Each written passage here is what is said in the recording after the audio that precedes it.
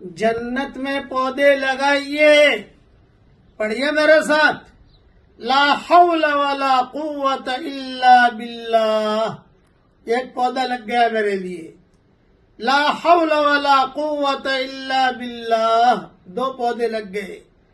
معراج کی رات میں جب رسول اللہ صلی اللہ علیہ وسلم کا گزر حضرت ابراہیم علیہ السلام کے پاس سے ہوا تو حضرت ابراہیم علیہ السلام نے فرمایا اپنی امت سے کہیے کہ جنت میں زیادہ سے زیادہ پودے لگائیں. زمین بہت اچھی ہے، بہت وسیع ہے جنت کی. تو رسول اللہ صلی اللہ علیہ وسلم نے پوچھا جنت کے پودے کیا ہیں؟ تو حضرت ابراہیم علیہ السلام نے فرمایا لا حول ولا قوت الا باللہ. یہ جنت کے پودے ہیں. اس لیے لا حول ولا قوت الا باللہ پڑھنے کا بہت اہتمام کیجیے. یہ مضمون حدیث کا مسند احمد میں ہے.